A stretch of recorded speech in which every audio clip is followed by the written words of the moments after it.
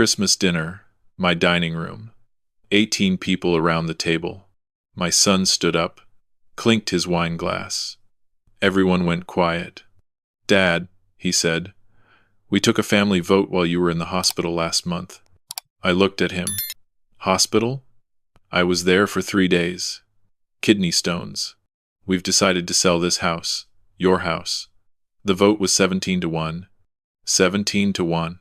My daughter nodded. My brother nodded. Even my grandkids were nodding. "You're outvoted, Dad. Democracy. That's fair, right?"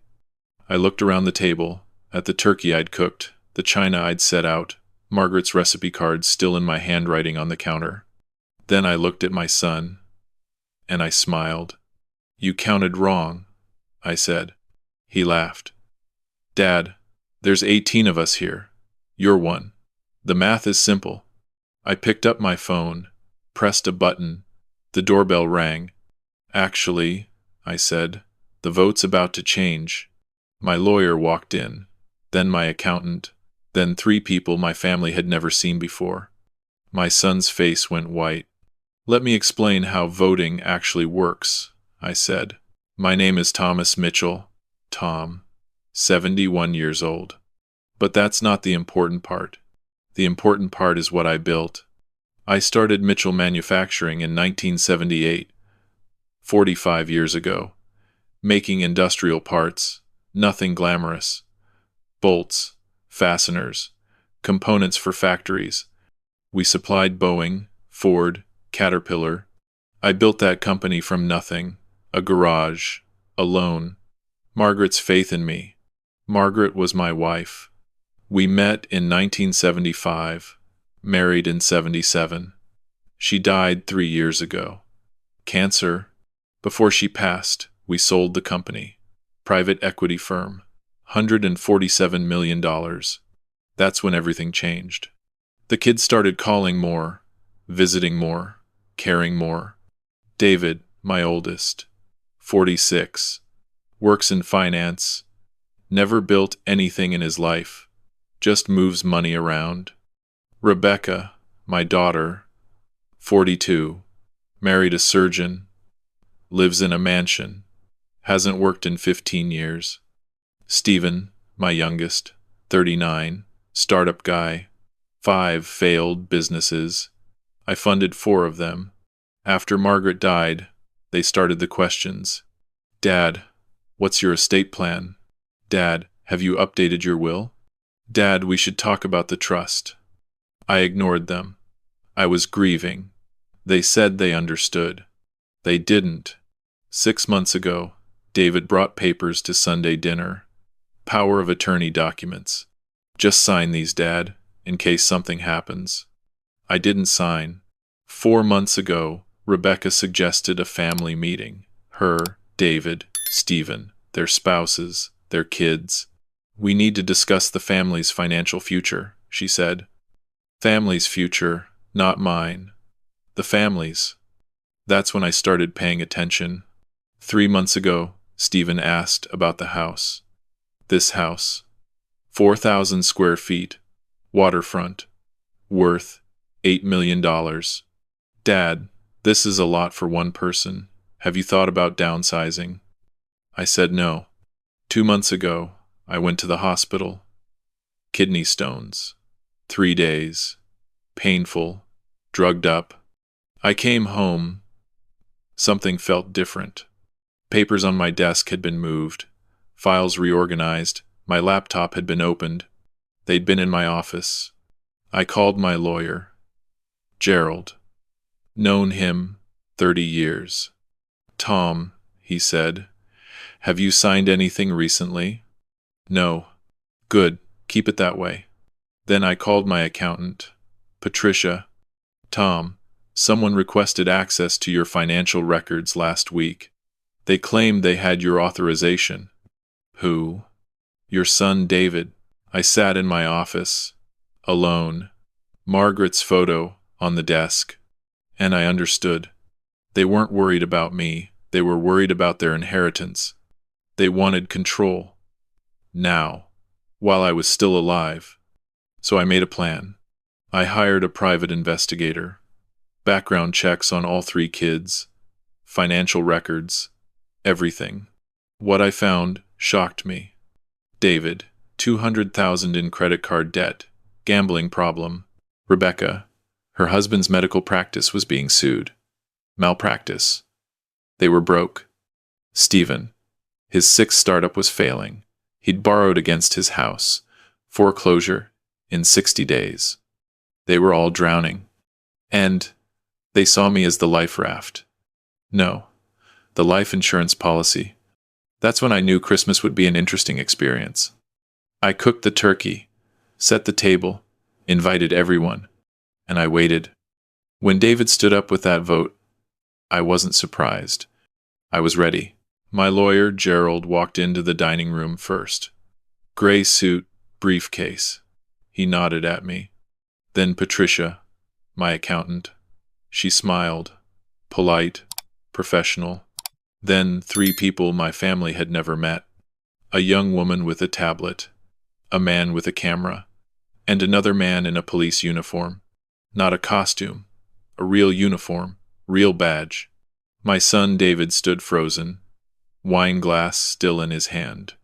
"Dad," he said, "what is this?" I stood up, slowly. My knees hurt these days, but I stood. "You said we took a vote? 17-1. Democracy, you called it." I looked around the table. My daughter Rebecca, her husband Mark, my brother John, my sister Patricia, their kids, everyone. So, let's be democratic. Let's put everything on the table. Gerald opened his briefcase, pulled out a stack of papers. "David," I said, "tell everyone about the 200,000. Silence. Tell them about the poker games, the online betting, the credit cards you maxed out." His wife, Jennifer, went pale.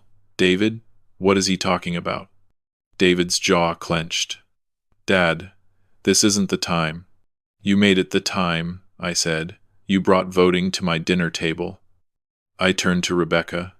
"Tell everyone about Mark's malpractice suit, the one that's about to bankrupt you both." Mark stood up. "How dare you?" "Sit down," I said. Quiet, calm. He sat. 3 patients, 3 mistakes, 2 million in damages. Your insurance won't cover it. You've been hiding it for 8 months. Rebecca was crying now. Mascara running. "Stephen," I said. "My youngest." He looked like he might vomit. 60 days until foreclosure. Your 6th failed business. You borrowed against your house. Your wife doesn't even know, does she? Stephen's fiancée Ashley turned to him. "Stephen, is this true?" He couldn't speak. Gerald handed me a document. I held it up. "This is a request for emergency access to my accounts. Filed 4 weeks ago. Signed by all 3 of you." I looked at my kids. "You went to a judge. While I was in the hospital, drugged, in pain. You told the judge I was mentally incompetent." Gasps around the table. "You said I couldn't manage my own affairs, that I needed a conservatorship, that you 3 should control everything." My brother John stood. "Tom, we didn't know." "Sit down, John." He sat. The judge denied it. "Want to know why?" I nodded to Gerald. He pulled out another paper. "Because 3 days before my hospital visit, I had a full cognitive evaluation. Neurologist, psychiatrist, memory tests, everything." I smiled. "Perfect scores. I'm sharper than most 40-year-olds. David found his voice. "Dad, you don't understand. We were trying to help." "Help?" I laughed. "You tried to have me declared incompetent so you could drain my accounts." Patricia, my accountant, spoke up. "Mr. Mitchell's finances are in perfect order. Better than perfect. His portfolio has grown 8% this year." I walked around the table. Slow. Each step deliberate. "You thought I was a senile old man. Easy target. Sign a few papers. Take control. Split the money." I stopped behind David's chair. "You forgot something." "What?" he whispered. I built a $147 million company from nothing. You think I don't know when I'm being robbed? The woman with the tablet stepped forward. My name is Jessica Chen. I'm a forensic accountant. Mr. Mitchell hired me 6 weeks ago. She turned the tablet around. Spreadsheets, bank records. David Mitchell. Unauthorized access attempts to your father's brokerage account. 11 times. We have IP addresses, timestamps. David went white. Rebecca Mitchell. You contacted your father's financial advisor, posed as his healthcare proxy, tried to transfer funds. Rebecca sobbed. Stephen Mitchell. You forged your father's signature on a loan application, using his house as collateral. Ashley stood up, walked out. Stephen didn't follow. The police officer stepped forward. I'm Officer Rodriguez. I'm here as a witness. Everything said here tonight is being recorded. He pointed to the camera. Elder financial abuse is a felony in Oregon. Carries 5 to 20 years. My sister, Patricia, spoke. Tom, surely you're not pressing charges? I said. That depends. They left. One by one. No goodbyes. No apologies. David tried to speak. I held up my hand. He walked out. Rebecca grabbed her coat. Wouldn't look at me. Gone. Stephen was the last. He stood at the door. Dad, I'm sorry. I'm so... Goodbye, Stephen. The door closed. 18 people. Gone in 15 minutes. Gerald and Patricia stayed. Officer Rodriguez. Jessica Chen. Coffee? I asked. We sat in the living room. The turkey is still on the table. Cold now. Tom, Gerald said. That was risky. Recording them without consent. Oregon's a one-party consent state, I said. I consented. That's all we need. He smiled. You've been studying. I had been. Let me tell you how this really started. 3 months ago. After Stephen asked about downsizing. I couldn't sleep that night. Something felt wrong. Margaret used to call it my gut. She trusted it. So did I. The next morning, I called Gerald. I need you to protect everything. The house, the accounts, the trust. Lock it all down. He did. New passwords, new security questions, 2-factor authentication on everything. Then I called an old friend, Ray Parker, retired FBI, now runs a private investigation firm. Ray, I need backgrounds on 3 people. Who? My kids. Silence on the line. Tom, you sure? Positive. 2 weeks later, Ray came to my house. Manila folder. Thick. He didn't want to give it to me. I saw it in his eyes. Just tell me, I said. He opened the folder. David's gambling. Started 5 years ago. Small bets, sports, then poker, then online casinos. He'd lost everything, refinanced his house twice.